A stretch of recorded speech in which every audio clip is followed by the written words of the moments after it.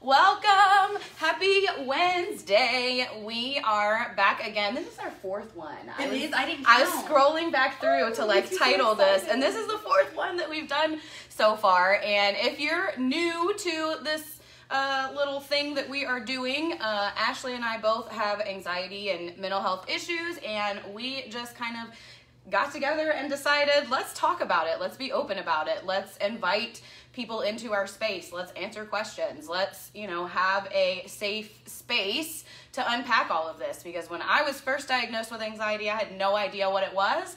And I was like longing for something where other people could, when it says trying to connect. There we go. All right, we're back. Yeah, I don't know. It shows us at this over. Okay, cool. It doesn't go anywhere. All right, so sometimes it says trying to connect. So we are here today for our fourth one of these. We're going to keep them going.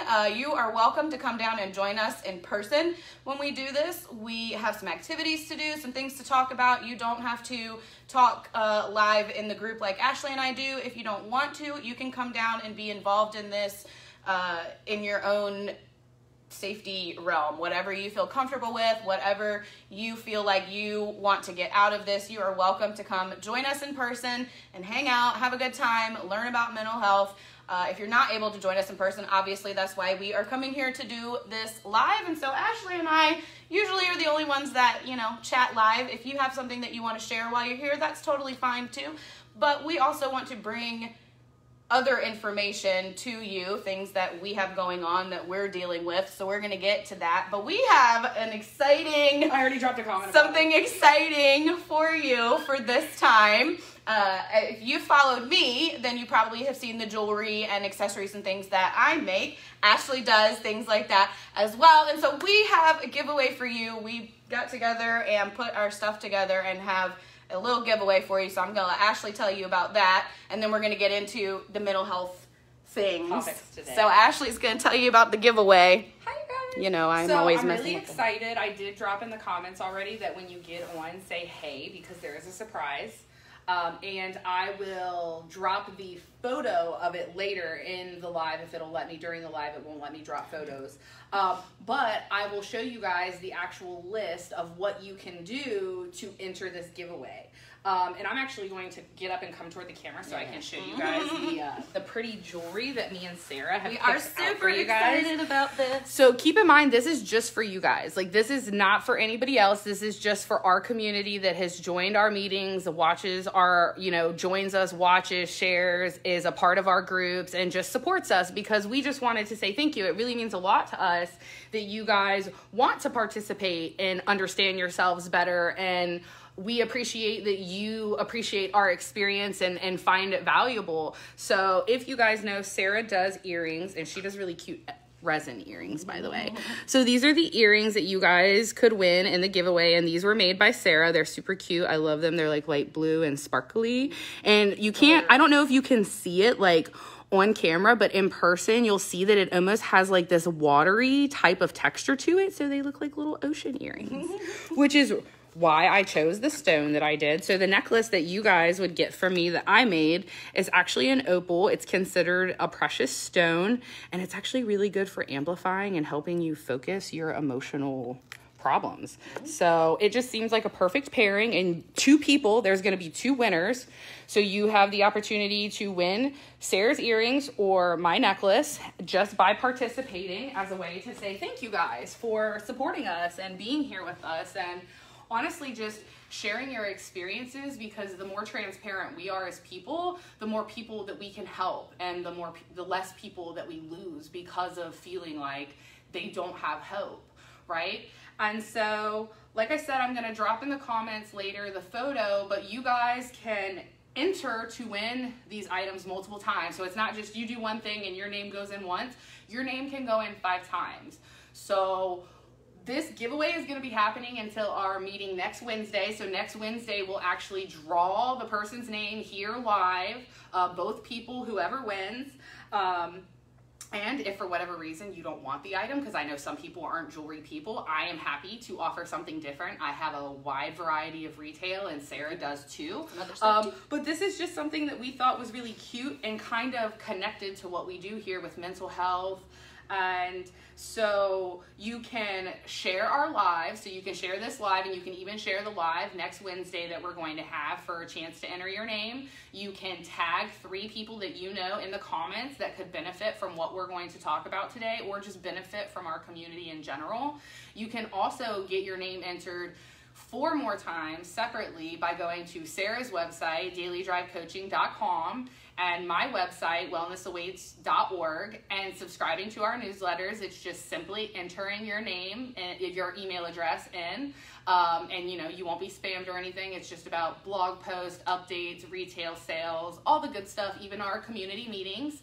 And I see a bunch of people. I know, I was just getting ready to look. Hey y'all, say hey when you get on. Oh, hey Zach. But yeah, you guys, you can even just by liking and following Becoming Unlimited, if you're already a part of this group, your name already gets entered. And if you go like my group, Sharing Wellness, then your name can also be entered again. So one person is going to have a chance to win Sarah's earrings, and another person is going to have a chance to get an opal wire wrapped necklace that I made. And all you have to do is just do what you're already doing, which is just support us and watch and share. Like I said, when this is over, I'll drop all the links for other places, including Sarah's website and my website, to make it easier for you guys to even enter your name to win this stuff. Like, that's all we're asking you to do, is just support us the way you have been, and we just want to gift you guys for that. And if you like that, this is something that we'll do more frequently. We're still picking dates for September right now. So you guys have until next Wednesday to enter the giveaway, and I'll share more information and check with people in the comments while Sarah continues on. So share us and tag your friends and engage with us. And 2 people will be drawn next Wednesday to win that jewelry. And my dude friends that are watching, if you... I have great CBD products. If you are one of the winners, we can give you something other than jewelry. So just, help us spread the word. It's all about breaking the stigma for me. And the more sharing and spreading and just being open and transparent that we can be, that we can 100%. Do, that's how we break the stigma of mental health, because we all know that mental health is not looked at appropriately in a lot of circumstances. And can I ask this real quick, because I want to know if I'm the only one. Mm-hmm. Like, has anybody else been struggling the past week or so with their emotions? Like, for somebody who has generally pretty good control, I like to think, you guys, I'm going to be real when I say that, like, the past 2 weeks have been some of the most depressed I've felt, and the most I've struggled to redirect my thoughts, like, in the longest time. Yeah. There's like something in the energy right now, all kinds of stuff going on. I don't know. The stress. Kids are going back to school, like places are opening back up. Who else has kids that are going back to school, or knows anybody else dealing with that? Are your kids going back to school? I saw a lot of posts. I love seeing people's back to school posts. I love seeing everybody's kids getting ready to go back to school. My niece and nephews don't go back to school until September. Virginia is so weird because, like, some people go to school in August, some people go in September. So due to what happened during the pandemic, they actually just started switching certain counties over to year-round schooling. So people are just going to be in school year-round, and they'll just have more breaks and vacations. Yeah. I don't think all counties have done it yet. Like I said, Lou's doing homeschool, though, but she starts Monday. So, like, and I know some people whose kids started today. I'm still in summer mind, and everybody's going back to school. Because it is summer. It's like, it's August. You still expect But this is the weird time where, like, it's still summer, but it's almost fall, and Halloween is getting ready to come, and so all the fall stuff is coming, but it's still summer. Anyway, it's like my favorite time of the year, though. But yeah, hey, y'all. Hey, Kimmy. Guys. Hi, Haley. We are going to talk today about a few different things. So I asked a while ago what sort of things you all would want to hear us talk about. And one of the things that came up was the topic of OCD. And so we're going to talk about that a little bit. And Ashley is going to talk about some stuff that she's been learning about. But a lot of people mentioned OCD and what it is, how you like manage it, how you live with it. And for me, I don't have like a diagnosis of OCD. So OCD is obsessive compulsive disorder, where you like can't stop yourself from doing certain compulsions, like counting things. Like I've seen people that have to like turn the light on and off like 6 times before they can leave, or like you know, things have to be in even numbers, or there's different things that like it triggers in your brain, these obsessions that you then... Obsession is a really good term because it really is. Yeah. You can't stop like, thinking about it's it. in your brain. Another good term is like a tic. It's a tic. Yeah. You can't help yourself. Sometimes you almost do it subconsciously without thinking about it. And that's another reason why being mindful and keeping yourself present is super helpful, because that's when you can acknowledge and be aware of the obsessive tic that you were doing and say, hey, why are we doing this? Yeah. You know, because it's normally an autopilot response. Yeah. Most of the time. And so I haven't been like officially diagnosed with OCD or whatever, but I have said for years that I am OCD. But for me, it's about certain things. It's not about everything, because my mom probably laughs when I say I'm OCD, because she knows how gross my room was and like how gross my house has been before. Like, I'm not necessarily OCD about like cleaning and stuff like that. Like, which that's what people think OCD is like they think of people who obsessively clean. And right. yes, that's a thing. Yeah. But it can be applied to anything. Anything, yeah.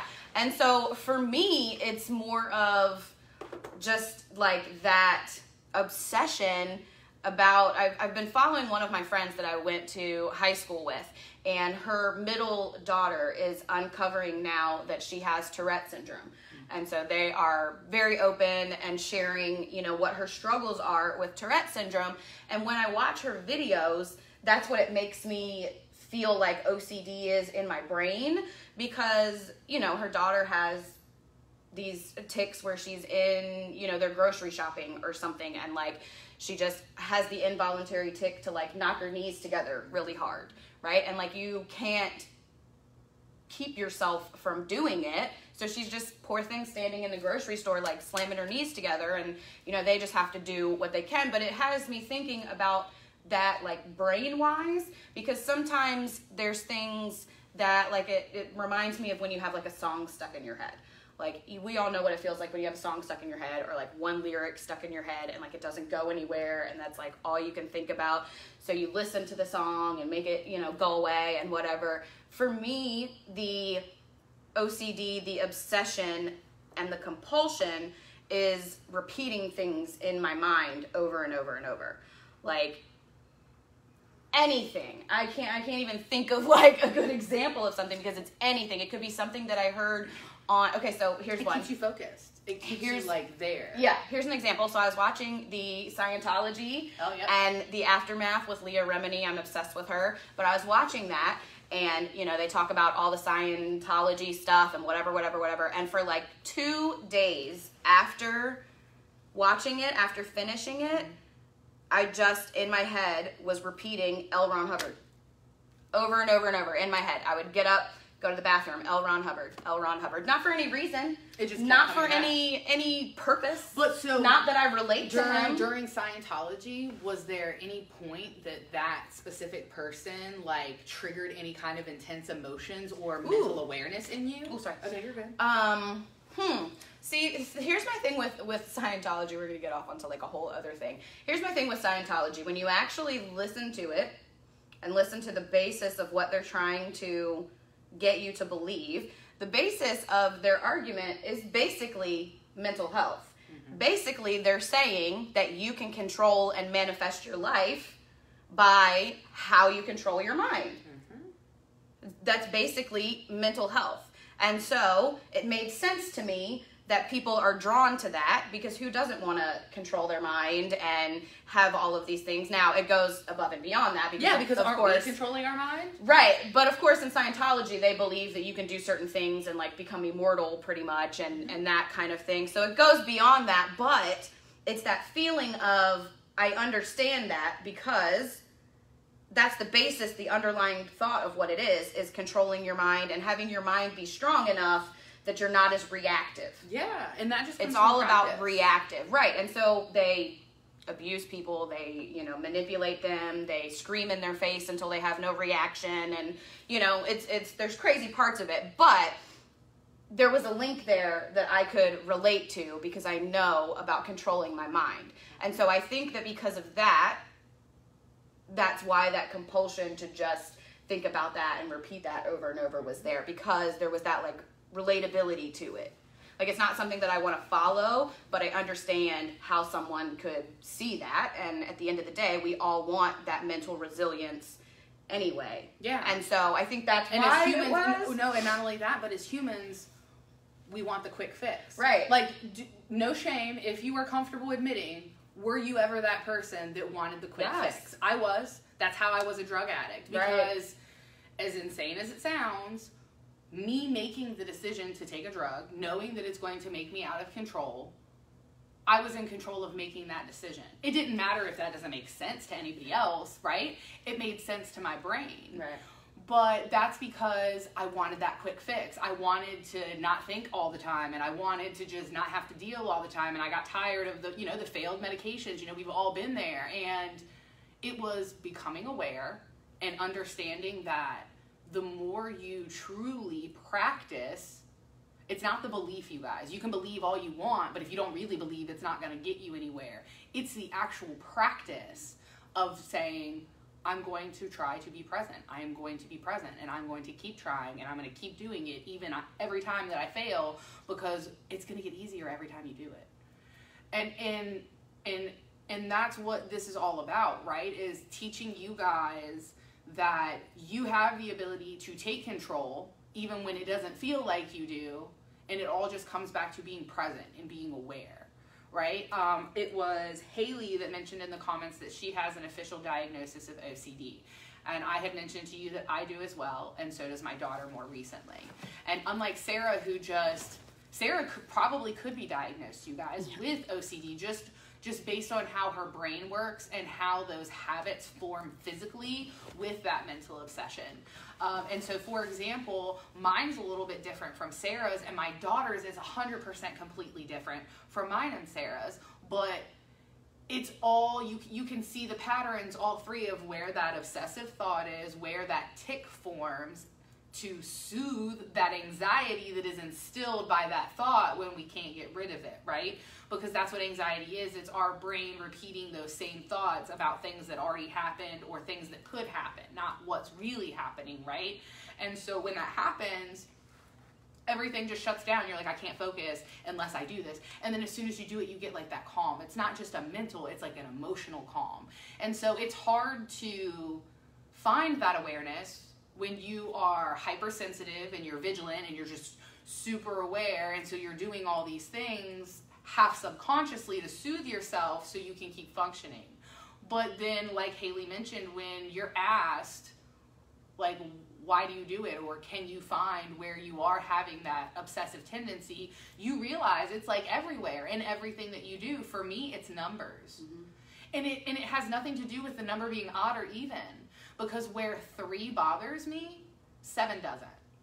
Right? And that makes no sense whatsoever, right? But to my brain, when I'm turning up the radio or I'm turning the volume down on the TV, I will, like, Owen already knows he has to put it on a certain number, and if he doesn't, I'm going to pick up the remote and change it. Even if it's only like but 1. I've gotten into the practice of sitting with my discomfort, you guys, mm-hmm. by not doing it and feeling what it feels like when I don't, and then asking myself why. Because in reality, what is the number volume sound going to really change for me if it's not really hurting my ears, right? Absolutely nothing. But I am a recovering control freak and perfectionist, and so the need to just do it to soothe that control is just there, right? So I'm going to change the sound. I've gotten really good about not doing that, but more recently I've noticed myself doing it, right? Because my stress has been elevated, so I've been in autopilot. But when I catch myself, it's like, oh, hey, we don't do that. One that I've not... So it like goes up and down mm-hmm. with your moods and emotions too. Because OCD is driven a lot by anxiety, because it's that not being able to do it and the need to do it. For instance, one tic that I've not been able to break, and I know now that it is attached to trauma, loss, is any kind of can that has a flip top, right? I have to tap it 3 times and turn it to the right immediately. If I don't, I can't drink it out of the can. I can pour it into a cup and I feel weird about it, but I couldn't drink it out of the can. And people would like make fun of me, right? They would open cans for me and give it to me, and I'd be like, I would panic because I was like, I can't. Yeah. But then the person that I learned that from, the person that I picked that up from, they passed away tragically. It was deemed a suicide, but we later learned it was a homicide. And when I lost her, it was hard. And when her birthday comes around, I still struggle. And it wasn't until 2 years ago that I made the realization that that's where that tic came from, was I just picked it up from a friend, and it just became a thing, and it just became a way of coping and remembering her in my day to day. So now, instead of viewing it as a tic and something bad that I should get rid of, because, you know, tics do distract us from being present and being with our feelings, I do it as like a memory type of thing. To like where now I can do it, and I can drink out of the can if I don't do it. It doesn't bother me. It's something I choose to do, right? But then you have those OCD behaviors, like I mentioned with numbers, or for instance with my daughter I'm about to explain, that you literally just cannot control, right? And we understand that it's harder for children because they don't have that emotional regulation that we as adults have kind of learned to develop and put together on our own over time. My daughter actually has HSV1. If you do not know what that is oral herpes. It's herpes that you get on the mouth. But fun fact, people do not realize this, whether you have HSV1, which is oral herpes, or HSV2, which is genital herpes, it can appear anywhere on your body at any time. So you could have oral herpes and it could show up down in your groin area, because that's the way the disease works. It lives inside your body, so it's living in every single cell, and light exposure and extreme stress trigger it. And it triggers usually in the place that it's most commonly been exposed to. So my daughter, you know, would get the occasional breakout on her lip in the summer, you know, because she was outside all day.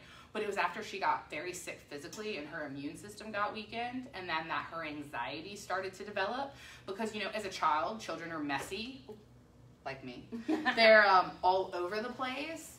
And for her, learning that she had this thing on her mouth that could just show up at a moment's notice and infect somebody else and make them sick or hurt them, it made her become obsessive about cleanliness.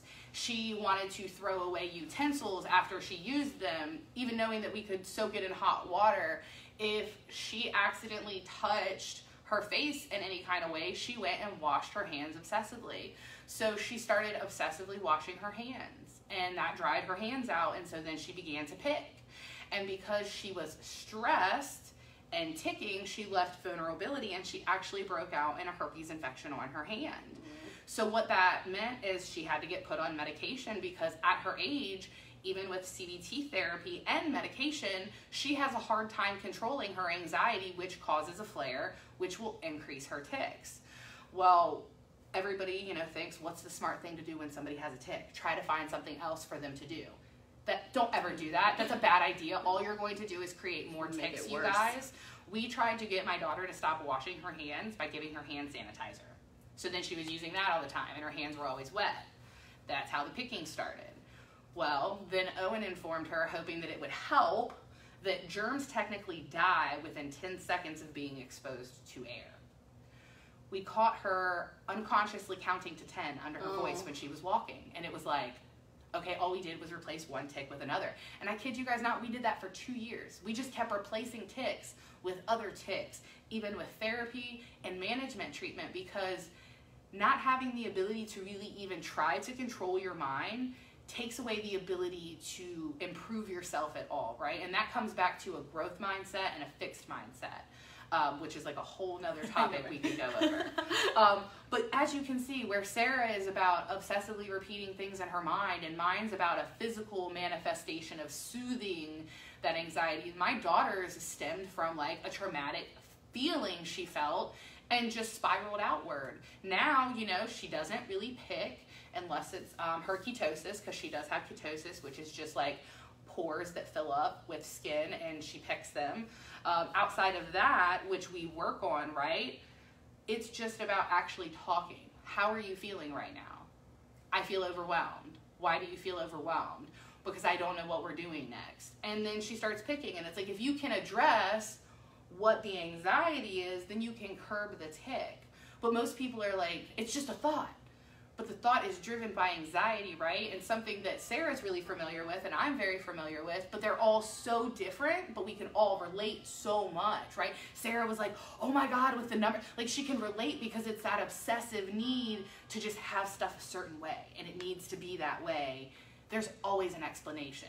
It's not just it has to be. You got to find out why to really unpack and discover why you do it. Is it always pleasant? Definitely not.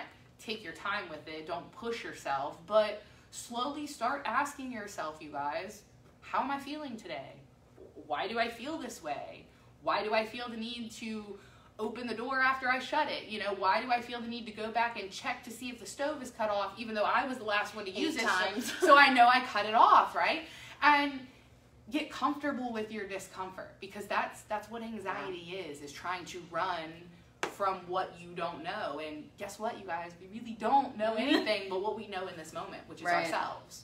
And that's hard to get comfortable with, right? I mean, like, how many times do you like to avoid yourself when, like, you don't feel good?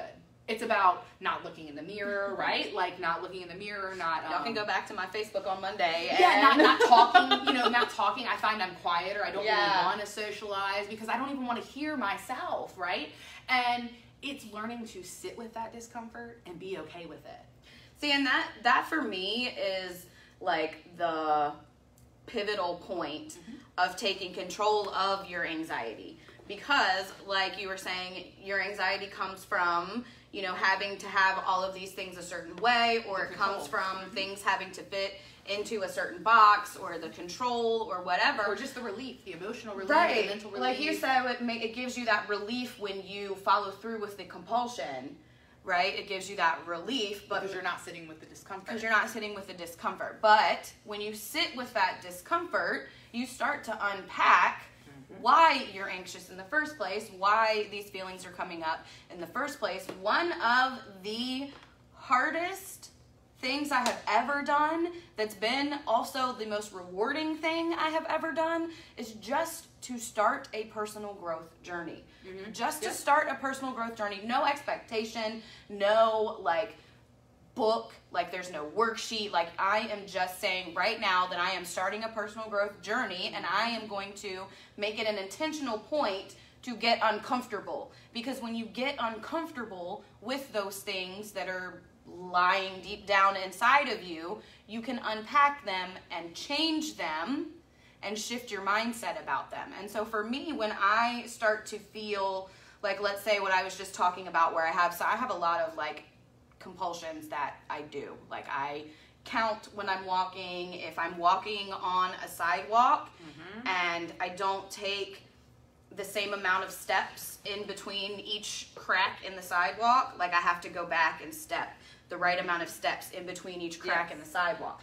And when I stopped doing that, when I told myself before I went for a walk, or whatever the time was that I chose not to count steps like that anymore, I told myself it's not going to be comfortable, but there's going to be freedom that comes along with it. Because now I can just walk down the sidewalk without paying attention to your feet, right? Because when you're looking at your feet, you're missing everything around you. Like, you guys, this is almost embarrassing for me to admit, but I'm going to admit it because we're vulnerable up in here. I'm one of those people that I always felt like nobody could relate. I always felt like no one understood. I always felt like no one would ever be able to understand me. So now I'm so freaking transparent because I know so many other people had those same thoughts, right? And if there's one thing that I may be aware of is myself, right? I'm very self-aware. I'm not outwardly aware.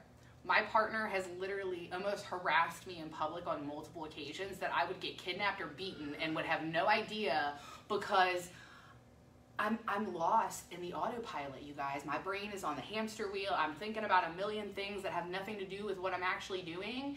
And it's because I don't want to be anxious, but to be anything else would make me anxious, right? But that makes me anxious because I'm anxious, so I'm doing that, right? It makes no sense. My favorite part of anxiety is the anxiety about anxiety. We're our worst own enemy, because we're sometimes our own trigger and we're our own tick. And we sometimes have to get out of our own way and say, I'm doing something I really shouldn't be doing, and I know why I'm doing it, and it's because it's comfortable.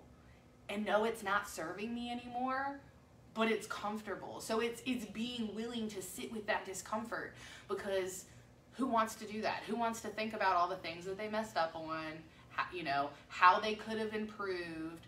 If you don't ever actually take that step to acknowledge where you're short and where you can exceed, you never actually attempt to try. So you just end up in that same cycle of, well, I'll try better next time. But if you're not actually doing the work, getting comfortable with your discomfort, you're never going to move forward to that next step that you want to get to. You're going to be like, the next time, right? Like, how many years I'll admit, I was like a 5-year next time. Yep. Next time. I'll start on Monday. Yeah. I'll start on Monday. I'll start on Monday. I'll start on Monday. Now I got rid of Mondays. Sundays are my Mondays. I clean my house. I do my laundry, because it was ingrained into my mindset that Mondays are bad. You gotta wake up after the weekend and go, like, who heard that? Like, you gotta go back to work. Wave at me, you guys. Like, who remember being like, you gotta get up and go to work. You can't be staying up all night doing whatever, blah, blah, blah. The anxiety of it, right? But actually just being like, okay, yeah, this makes me anxious, and why? Yeah. Okay, do I have control over that? No, I don't, but I do have control over this. So am I gonna let it keep controlling me, or am I gonna take charge, right? And normally my heart is palpitating and I'm sweating, like, while I'm pep talking myself this, but I'm taking action, because it's by taking action that it doesn't matter what your brain says. Mel Robbins, all the time, it doesn't matter what your brain says, if you just get up and you do it, your brain's gonna be like, well, we're already doing it, so what do we do now? You just follow through with the decision, and so many amazing things can happen. I mean, like Sarah said, if you go back and look at her Facebook from Monday, I haven't even looked at it, you guys. I messaged her and was just like, hey, I haven't really heard from you much. Are you doing good? I'm just in a rough place right now. That's cool. Just wanted to check. A week before Sarah, I hit a really low point, and even Owen was like, it's okay to just go lay down and not do anything. And I'm like, but I don't want to do that right now, because I just feel like crap, but there's nothing that I can think of that's going to make me feel better. So I sat down and made jewelry, you guys. Yeah. Not because it was going to make me feel better, but because it encouraged me to do something, which helped me get my brain back on track. And that's what I needed. I was so lost in the feelings and lost in the emotions, even while I was telling myself, like, you have the ability to come out of this. And it's like, yeah, but how? Yeah. And I know how. We talk about it all the time here, but I'm like, how am I going to get out of this? Right. By just taking action. Taking a step. Whatever it is, get up and feed your dog. Go get a glass of water. Walk outside. Look, I'll do this. I will walk out of my bed, go to my front door, open my front door, look outside, shut the damn door, go back to my bedroom, and congratulate myself just for getting up and accomplishing something, right? When I didn't want to. And it's the small things, really, you guys. It's really not the big things that everybody gets excited about. It's those little small things. And it's taking that step, because now that you followed through with it this one time, the next time that comes up, it's going to be easier because internally you already know, I can do this. And I'm glad that you brought up about being self-aware, because I think that that's where a lot of the OCD, the compulsions and the obsessions for me came from originally, because I was insecure. And if I'm insecure and I'm looking down because I'm counting steps and I'm looking at where I'm going, then I don't need to worry about if other people are looking at me, if other people are judging me, if someone else is trying to talk to me. 100%. I can look down and be in my own bubble and count how many steps I'm taking and stay in my anxiety space and not have to be open to other people because I'm in my compulsion zone.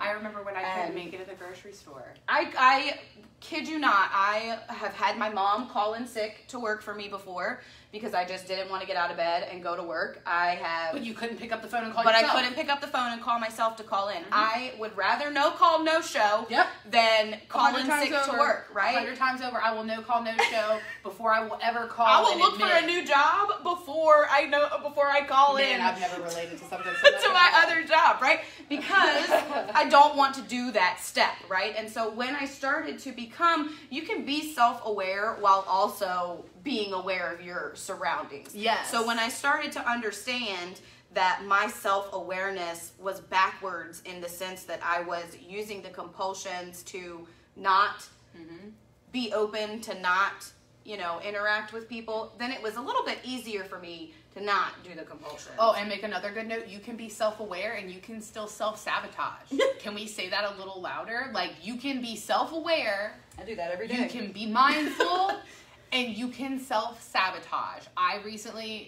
I suffer with an eating disorder. I have most of my life. It came from a bad relationship with food that developed with a bad relationship with dieting due to body dysmorphia, and I went from bulimia to binge eating, and so now I get in these bad binging and restricting cycles.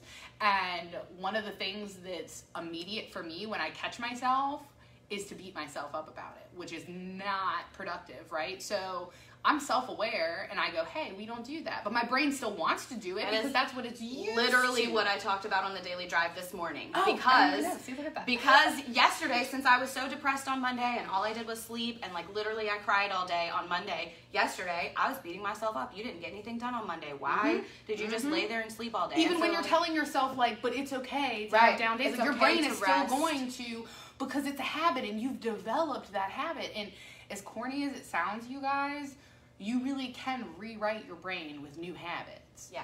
You created that habit, you can create a new one. Like we explained, just how tics can be adapted, your mindset can adapt. You can overcome what's in front of you, and nobody wants to hear it, you guys. It's a choice. Right. Like, I can admit to 16-year-old me that is the hardest thing to admit. You're making the damn choice to lay there and be in your feelings and be sad, and then choose to be sad that you chose to do that. Like, it's one of those things that when it happens, you're like, why am I doing this? Yeah. But it's just all you know. It's just already in there. And that's why I talked about it this morning on the Daily Drive, because Wednesdays are gratitude. And what I do is pinpoint the parts of that day to be grateful for. Instead of continuing to beat myself up that I just laid around all day, I remind myself that I'm grateful that I got to rest. I'm grateful that I took a break. I'm grateful that... you know what? And if you guys don't know that, you probably do if you're in therapy. My therapist has repeated that to me. Like, every therapist I've ever had for 25 years has been like, 5 things, at least, that you're grateful for at the end of the day. And here's why. 1, because it takes 90 seconds to shift energy and emotion in your body and brain. So if you're just saying, you know, I'm grateful that I woke up today, that's not enough energy. So that's why, first of all, it takes 90 seconds to shift energy and emotion in your brain. And second of all, when you think about gratitude, when you do gratitude practices, it releases the same hormones and chemicals into your body that are associated with calm, bliss, and joy. So when gratitude is an everyday part of your life, you're going to handle it easier because you're already bringing those chemicals out. So that's why therapists and everybody tells you, it's why I preach gratitude all the time, to go to gratitude first, because it changes that There's chemical. literally research papers that have been written that shows that practicing gratitude and practicing mindfulness will literally physically and physiologically change the structure of your brain. Like, you guys probably know that me and Sarah talk about being present, being mindful. Did you know that just 15 minutes of mindfulness practice every day has been scientifically proven to help reform gray brain matter? And if you don't know what gray brain matter is, it's what you lose as you age and is the leading cause of Alzheimer's and dementia. So just being present, you guys, and practicing mindfulness and being gratitude, it not only helps make you happier and makes your brain happier to make happier chemicals, but you're literally rewriting a new pathway of living for yourself. Like, can you look back at your 16-year-old self and say, holy shit, look at the difference in the person that I am, right? Yes. That comes with awareness. Yes. That comes with saying, hey, I was a shitty person at one point. I made not so smart decisions for myself. Yes, it maybe stemmed from trauma, the way people treated me, the way others made me feel like I perceived myself, etc., etc. But at the end of the day, you get to decide. And that's the hard work, because it's easy to be a victim, right? I was a victim mentality person. And I want to make one good point about what Sarah said, and I'm so happy that she said it, was when she mentioned about gratitude practice and how I'm grateful I woke up is not enough. There's more scientific proof that it's not enough. Did you know that you have 60,000 thoughts a day? And 40,000 of those thoughts were the thoughts you had the day before. So today, 40,000 of the thoughts you just had yesterday. and the day before that. Only 20,000 of those thoughts are new. So if you keep repeating those simple little things to you're never really going to move past what you want to move past because your brain knows better. Mm-hmm. Next week when we do our giveaway, deep with it. Next week when we do our giveaway, I want to bring my mindfulness bottle. I don't bring it and talk about it often, but given how anxiety works, it's a perfect physical example of how a brain actually works in anxiety and then coming out of anxiety. And I'm going to tell you guys how you can make one too, so you can actively use it to help decompress yourself. Activity next week. That's why I'm like, this is like the perfect opportunity to not only like give you guys a physical tool you can use, but it's something that you can use to help you become more present. Yeah. Which helps you ultimately be more grateful, because that's what you want. You want to be in control. You want to feel like, I'm not repeating the same thing over and over again, right? Because if you do the same thing, you know, like, I feel like crap, so I'm going to do ABC, and then I'm going to feel like crap again, so I'm going to do the same thing. Why would you do the same thing knowing it's not going to get you That's the definition of insanity. Results. Exactly, Doing the same thing over and over, expecting different results. And not getting it. And when you are emotionally compromised or chemically imbalanced, it can be hard to see that silver lining. Almost impossible. It's why being present and practicing gratitude helps so much. And also why just taking a step helps so much. Just taking action. Yeah. You can't see a lot of times, like, past the one thing that's right in front of you. So just taking that step allows you to get out of that area that you're already in, of that mindset. I have a question. How many people, when driving, if you drive, how many people, one, only focus on the vehicle that's in front of you, or two, focus on the vehicles that are way ahead of the vehicle in front of you? I want to know, like, if you're comfortable answering, tell me which one you are. I do the second one. Because that tells you a lot about if you're being present and how your brain actually works. Because if you're just focused on what's in front of you, then that's how you live your everyday life. You're just literally focusing on the task in front of you. I'm working. I'm driving. I'm cooking dinner. I'm going to bed, right? But when you are looking beyond what's in front of you, growth mindset versus a fixed mindset, and you're taking in everything because you're hypervigilant, you want to see what's coming, you want to know what's coming, but you also want to be presently aware, then that means that most of the time you are seeking multiple ways to improve yourself. You know that you struggle, so instead of doing the same thing over and over again, you're going to take that new path because you know that it's going to get you somewhere. So I would like to know, like I said, drop in the comments, if you're do you focus on the vehicle in front of you, a 1, or do you focus on everything beyond that, a 2? I'd be curious to really see. That's actually interesting, because I am always like hyper aware of everything that's like around me while I'm driving. But that for me is because I don't trust other drivers. Hold on, I like this. Angel commented. Oh, hey, Angel. I look behind me a lot and really far ahead. So, Angel, do you suffer with anxiety? I have to wonder that, because when we have the tendency to constantly look behind us, it's because we're constantly going to the past, because we're constantly going back. And when we have the tendency to look super far ahead and not widespread, we're constantly thinking about what's coming, but not also being aware of where we are in the moment. So I'm curious to know. It's an interesting it is, because that's what people don't think, is that with guided imagery meditation, you get to learn to see things from a different perspective, right? So like when you're driving, right, you're just like, okay, I'm driving to work. I need to be here at this time. I got to do these things. We have appointments today, blah, blah, blah.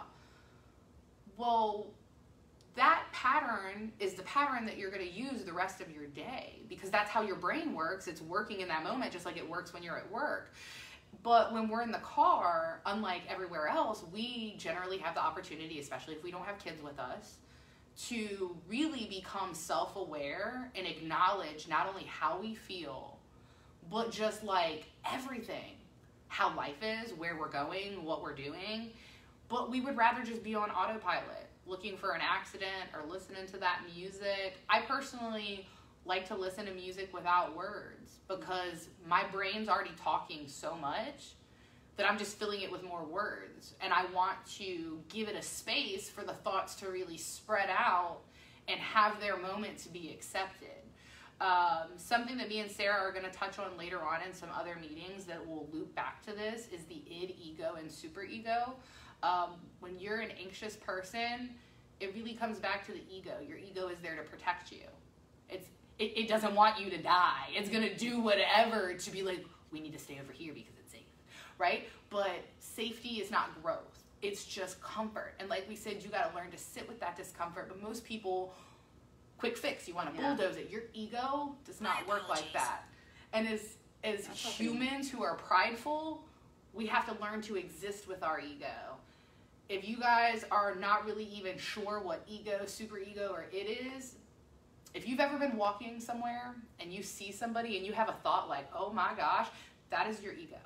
You need to come back and be like, oh, hey, who are we to judge anybody? Like, we're human, but let's focus on us. Our life is busy enough. We don't need to worry about other people, right? And that comes again with being present, with being aware. And if you go back to any of mine and Sarah's meetings, you see that everything that we talk about loops back into itself to being present, to being mindful, to having control, even when you live a life without control, that it is possible. We just had bad weeks. But here we are making the most of it. We showed up, you know, because we know we both texted each other before we left and we're like, dang, we got to drive now. Yeah, because driving makes me anxious, you guys, but I enjoy doing this. So it's being comfortable with the anxiety of driving to do something I love, knowing that I'm going to get out on the other side and I may be a little worse for wear emotionally, but I'm physically fine. Like, so I'm going to go enjoy my meeting, right? So you ultimately have the power with your OCD, with your anxiety, even when you're chemically imbalanced, to practice and get better and not keep falling back into those bad habits. Those habits don't define you. They're just something that help you. But to let them define you, that's a decision, right? We make that choice. Well, people say I'm lazy. People say, you know, I could do more. People say that I'm not thoughtful. That's what people say. That's their perception. And at the end of the day, everybody's perception is different. Yep. So are you going to let your anxiety's perception ruin what you want to do?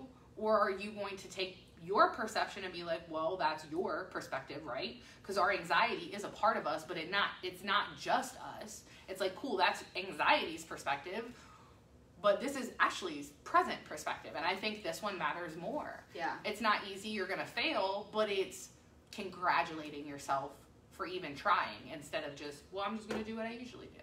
Yeah.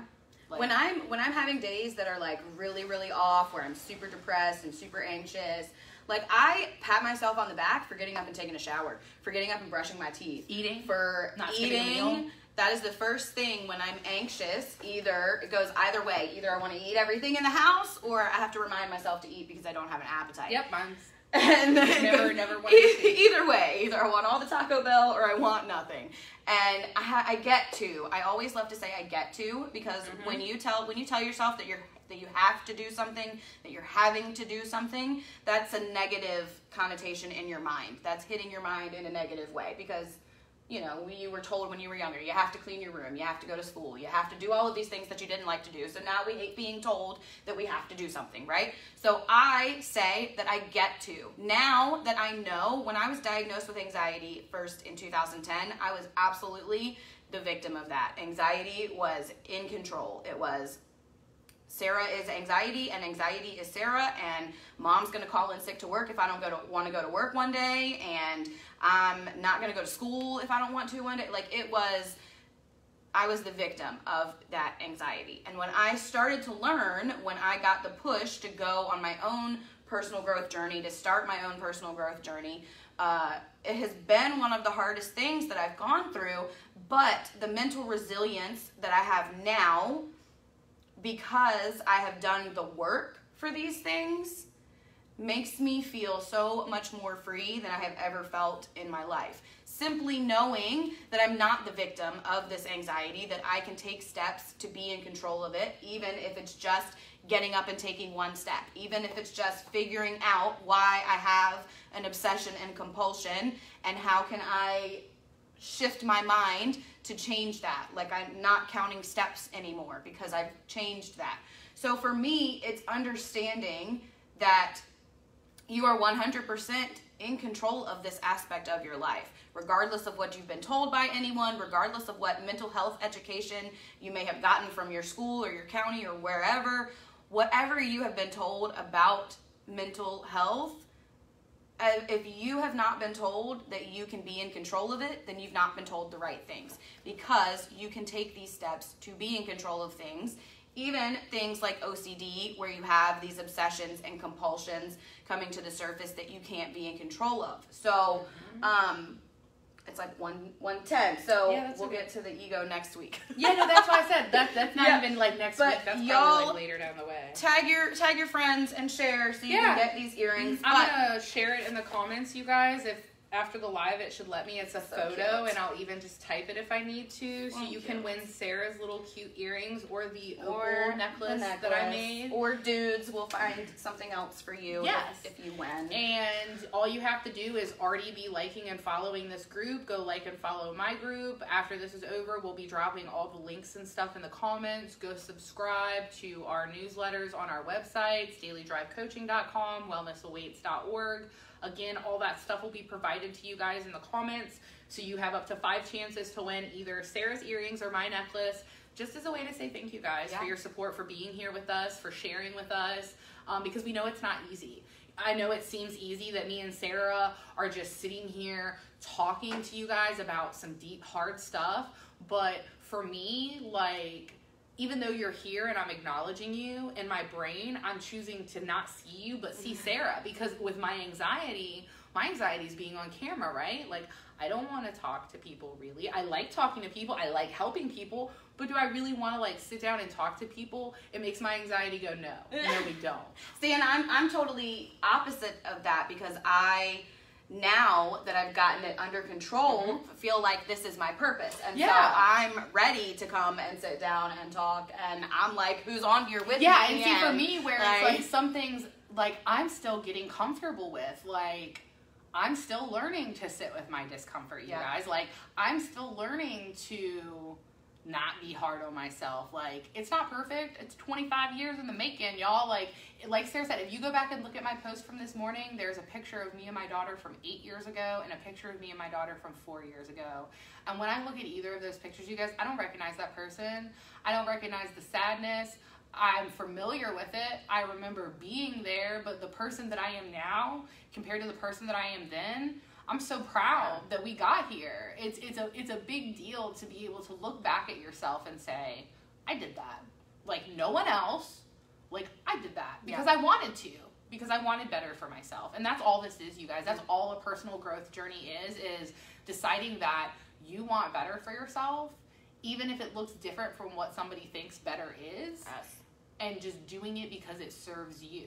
And watching yourself grow from that, 100%. And I consider it such an honor that you guys share with us, because it allows us to see how you grow and to see what you're overcoming and your experiences. And again, knowing that we can relate sometimes and in a lot of different ways, you know, where I come from a very traumatic background, Sarah doesn't, but we both have anxiety and we both suffer similarly. And we've been able to build a friendship and relationship out of that is not just like a benefit physically, like, because we're friends, but, you know, we do events and stuff together. We do these meetings together. We run our businesses together because we have found that our purposes are similar. They align, but we also know that we both have a similar mindset to know that even when things get hard, we're going to take that step to say, hey, I'm going to honor myself and I'm going to respect my needs, and then I'm going to get back up and I'm going to keep going, right? Because I want to know how many people, when things go wrong, just shut down and give up and just wait for things to get better, right? That's me. Drop a 3. I'm sometimes a 3.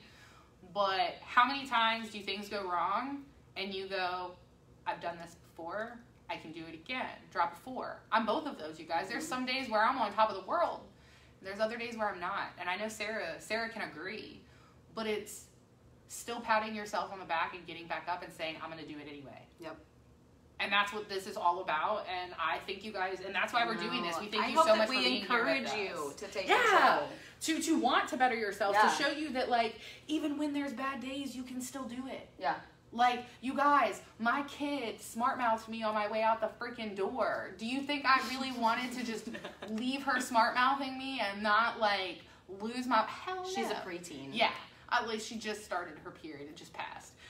So... I had to check myself to be like, don't let her anxiety trigger your anxiety. Do not let her inability to control herself trigger you. Y'all, that's hard to admit about your children. Mm-hmm. My child tests my anxiety with her own anxiety. Her own anxiety. I was gonna And it was learning that I took control of my anxiety. And now you're showing her how to take control and of now her I'm anxiety. showing her that it's possible that you don't have to live in that overwhelm, that you can literally say, I may not have done this right the first time, but I'm going to try it again, and I know what to do better, right? Because that's all we can do. Yes. I love all of that. But so since you have like been diagnosed with OCD, so that's what we were talking about. Since you've been diagnosed with OCD, tell us what like your 2 top things to like manage or to change the obsession, or like what are your top 2? My top 2 things is after I catch myself doing it, because I'm constantly working on staying present and staying mindful. As soon as I catch myself doing it, especially like with the numbers, I stop and I go, why? Like I will refuse to think about anything else. If my brain tries to wander off, I go, no, why? Why? And normally, you guys, 9 times out of 10, something stressful is going on in my day. Yep. My daughter needs surgery right now.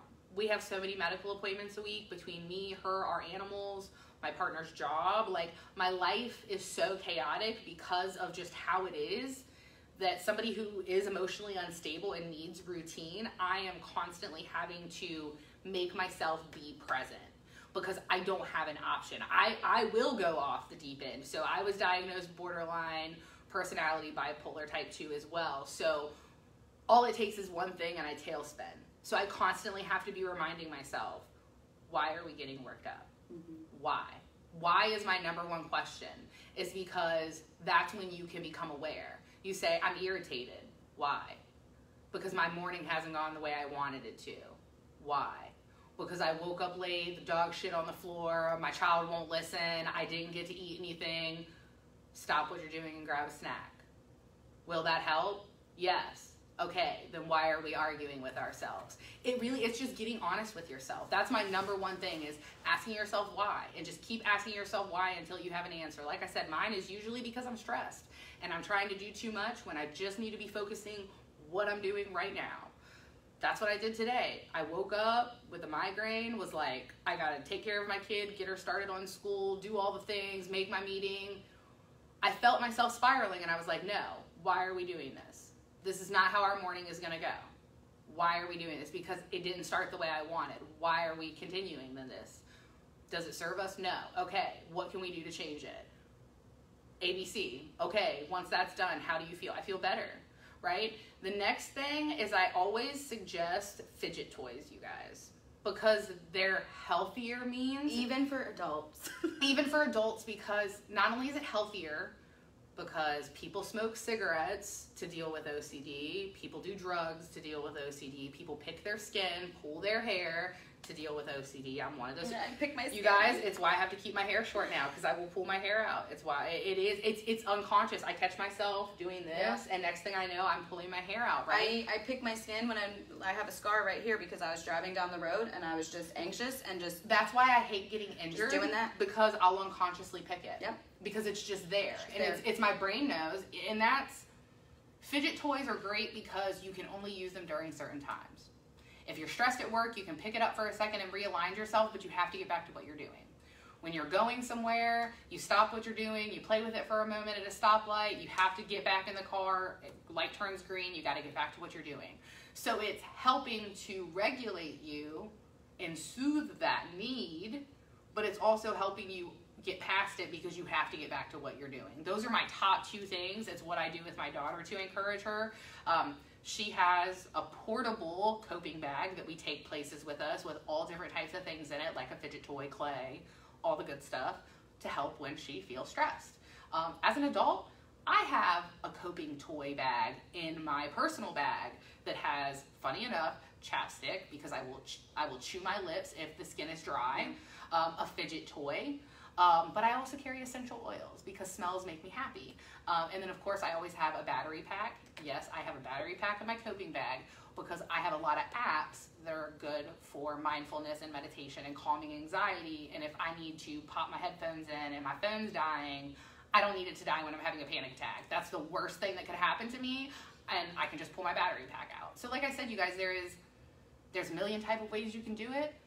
Find what works for you, but those are my top 2 ways to help you overcome it while helping manage the overwhelm at the same time. So getting to the bottom of it, like, why are you doing this? Why do you feel like this? Why do you feel like this obsession right now? And then once there's no more whys, it's what can I do to fix whatever is bothering me to make it feel comfortable. Right, and then the next step is making the change to make you feel comfortable. So let me ask you one more question before we wrap up. What makes living with OCD easier? Like, what is the one thing? You said mindfulness. Is that the one thing? Acceptance. Acceptance of what? Acceptance of self. Okay. Because mental health is often looked as a stigma. It's shameful. Yeah. It's shameful to not be able to control your emotions. It's shameful that you can't focus. It's shameful that you need something to help you calm down. Why? Why is it shameful? Because everybody says it is, because society says it is. Who gives a shit? Yeah. Is it helpful for you? Yes. Does it make you feel better? Yes. Accept yourself. If no one else will accept you, you have to accept you, because feel free to do this whenever you want, guys. This is something that it's a lot of hard, deep work, but it's something that'll set you really on the path to really taking control of your thoughts and taking back control of your mind. I want you to look at a mirror and ask yourself what you see. And I want you to write down every single thing that you see, whether it's a good thing, if it's a bad thing. If you see ugly, if you see beautiful, if you see fat, if you see skinny, if you see hateful, if you see happy, if you see hyper, whatever you see, whatever you think about yourself, I want you to write it down. And then after you've taken that step, whether you need to take a day or not, I want you to sit down and ask yourself where you learned that thought from. So when did you first have that thought? How old were you? When do you remember thinking that for the first time? And who did you learn it from? Mm-hmm. Who taught you to think or feel that way about yourself? Now ask yourself if it serves you anymore. I can tell you that ultimately I learned that the reason I could not accept myself, the reason I always tried to change myself to make people like me because I wanted to be liked, is because I was never accepted. I was too hyper. I was too loud. I was too annoying, you know? And then when I stopped being all those things, well, I was too depressed. I was too sad. I was just too blah to be around. So there was never a happy medium. And it was learning and accepting that I had to be happy with myself for who I am, regardless of if other people were happy with that. Because that was what was stopping me from loving myself and being happy with my differences. Because we all have differences. Some have OCD. We all have anxiety. But is your anxiety ruining the ability for your life to function, right? I had a psychologist tell me that we're all bipolar, you guys. Life is a roller coaster. We're all riding it. But some of us just ride it a lot faster and slower than others, and some are broken, right? And it doesn't matter because we're all different, and if no one accepts us, that's cool, because, I mean, who really accepts anybody nowadays? But it's coming back to accepting the things about yourself. I struggle with this, so I do this. It's not anything to be ashamed of. I'm learning how to overcome it and be better. That's something to be proud of. Just accepting yourself, you guys.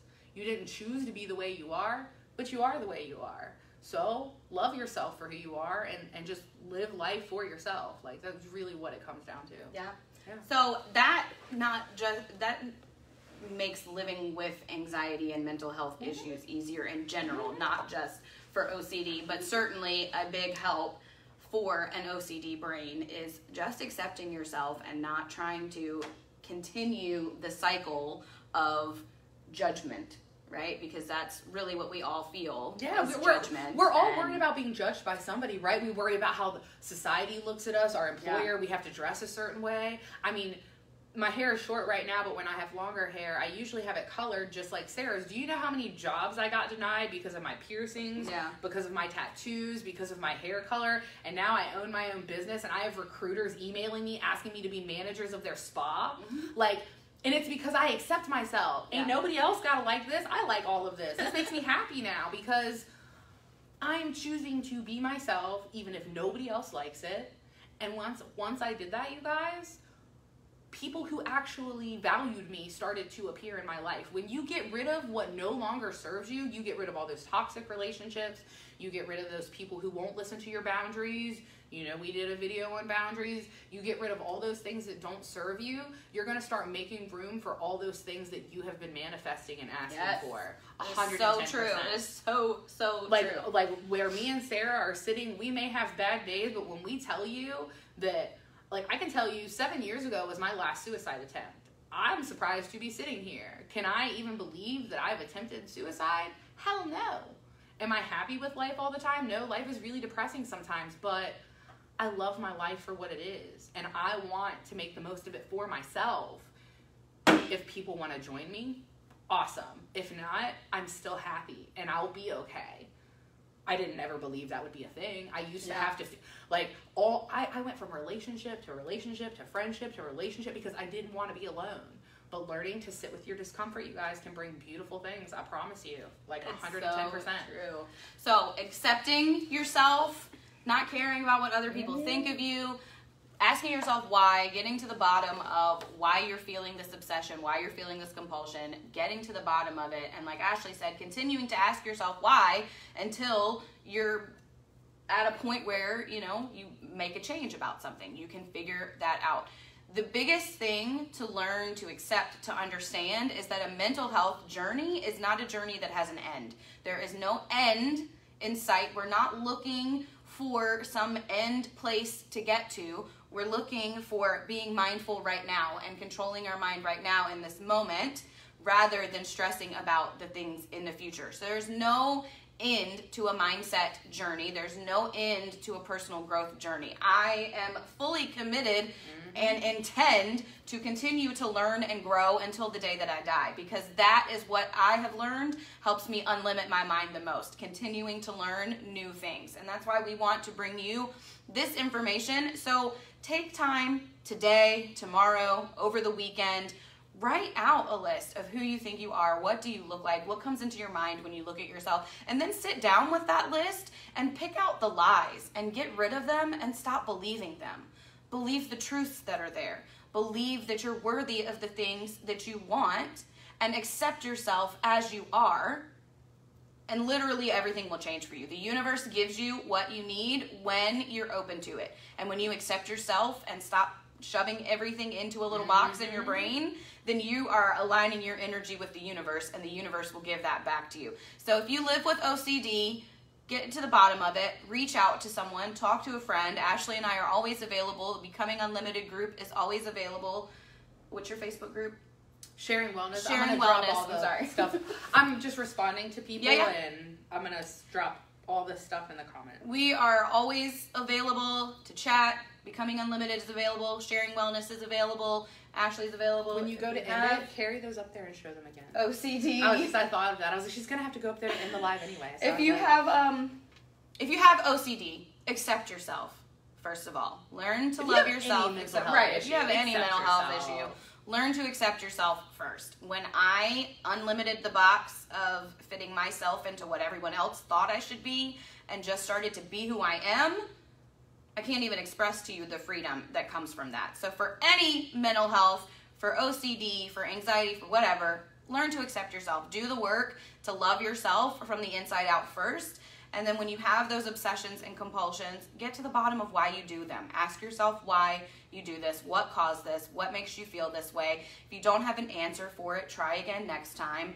But do what works for you. Do what serves you. If you are in a relationship, if you have a friendship, if you have something going on in your life that is not serving you, that is not allowing you to free your mental health space, then search for something new. I always look for the next new opportunity, because you never know what you're going to find that you love and that changes your life and opens your mind. So just 100%. be open. Be open to what's out there for you. Have an open mind. Accept yourself first. When you accept yourself first and put that energy out there, everyone else has no choice but to accept you. And if they don't, then they're not in your circle. then they're not like in say your that. circle. I wish we had a replay button. I would just rewind and like show like audio. But like it's so true. If you love and accept yourself unconditionally and no one makes you waver from that, then everyone else has no choice but to accept you. And if they don't accept you, then they don't deserve a seat at your table. And that's the bottom line. So stop letting other people's expectations, other thought patterns or whatever control your life, and get to the bottom of what's going to allow you to live in the moment right now. Because we're not going to get today again. Mm-hmm. I can wake up tomorrow and get my moon in check again, but I'm not going to get today again. So I want to live in the moment of today. So we're super glad that y'all are here with us. Again, you can share this video. You can tag 3 friends and you will win either this necklace or these earrings. And we just appreciate y'all so much being here with us. Remember that you're not alone on this mental health journey. You have this community and you have tons of people out there that are going through the same thing. And we're here just to help you work through it together. We love you so much. We'll be back next Wednesday and let you know who's going to win our goodies. Keep your eye out for a post in Sarah's group as well as mine, because we're going to make an actual post about it. Giveaway, you guys. So you have until next Wednesday when you see us again here. Yeah. So just remember to accept yourself, love yourself, and free up your mind of everyone else's crap. I love you. Ashley loves you. We will see y'all next week.